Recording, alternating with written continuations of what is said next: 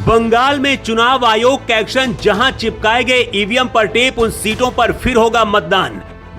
EVM मशीनों से किसने गायब किए बीजेपी के बटन, ममता बनर्जी के भतीजे के गढ़ में गजब धांधली। जहांगीर खान के इलाके में घेर कर ईवीएम लूटने चले थे टीएमसी समर्थक, फोर्स ने दौड़ा दौड़ा कर पीटा।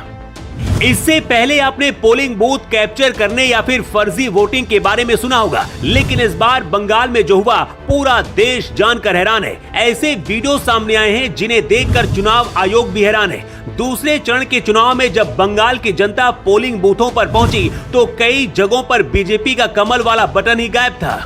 बंगाल के चुनाव में हिंसा और फर्जी वोटिंग का इतिहास रहा है और इसीलिए इस बार भी इस बात का डर था कि ऐसा ही होगा, लेकिन जो सबूत और तस्वीरें मिली हैं उसके बाद चुनाव आयोग ने इमरजेंसी मीटिंग बुलाकर चौंकाने वाला फैसला लिया है। पूरे चुनाव के दौरान ममता बनर्जी बीजेपी पर आरोप लगाती रही कि चुनाव आयोग बीजेपी के साथ मिलकर काम कर रहा है, लेकिन बीजेपी ने आरोप लगाया है कि कई बूथों पर ईवीएम मशीनों से कमल के निशान वाला बटन ही गायब कर दिया गया।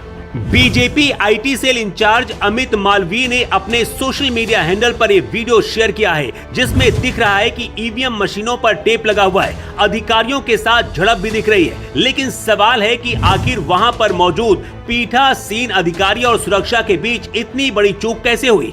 एक दो नहीं बल्कि कई पोलिंग बूथों पर हिंसा और चुनाव प्रभावित करने की कोशिश हुई। एक दिन पहले ममता बनर्जी और टीएमसी अपने उम्मीदवार जहांगीर खान के पक्ष में आवाज उठा रही थी, लेकिन अगले दिन उसी जहांगीर के कार्यकर्ताओं पर हिंसा और इलाके में बूथ कैप्चरिंग करने के आरोप है। एग्जिट पोल में बीजेपी चुनाव जीत रही है, लेकिन अब चुनाव आयोग ने 77 पोलिंग बूथों को चुना है जहां पर फिर से यहां पर मतदान कराया जाएगा। दूसरे चरण के चुनाव से पहले टीएमसी उम्मीदवार जहांगीर खान को लेकर तनाव बढ़ गया था। जब उनके खिलाफ आईपीएस अजय पाल शर्मा ने कार्रवाई की, उस दौरान पूरा विपक्ष इस अधिकारी के खिलाफ खड़ा हो गया, लेकिन दूसरे दिन जहांगीर के समर्थकों ने ही पोलिंग बूथों का घेराव किया और ईवीएम मशीनों में बीजेपी के बटन पर टेप लगाने का आरोप है। इसी तरह से दक्षिण परगना से लेकर हावड़ा तक हिंसा हुई, लेकिन अब चुनाव खत्म होने के बाद फोर्स सीसीटीवी से पहचान करके कार्रवाई कर रही है।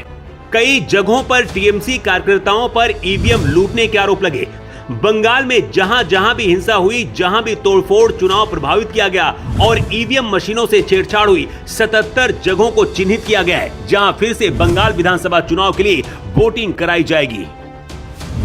मुख्य चुनाव अधिकारी मनोज कुमार अग्रवाल ने कहा है कि मतदान के दौरान किसी भी तरह की गड़बड़ी, ईवीएम से छेड़छाड़ के प्रति आयोग जीरो टॉलरेंस पर काम कर रहा है। उन्होंने कहा है कि ऐसी जगहों पर फिर से वोटिंग कराई जाएगी जहां धांधली की कोशिश हुई।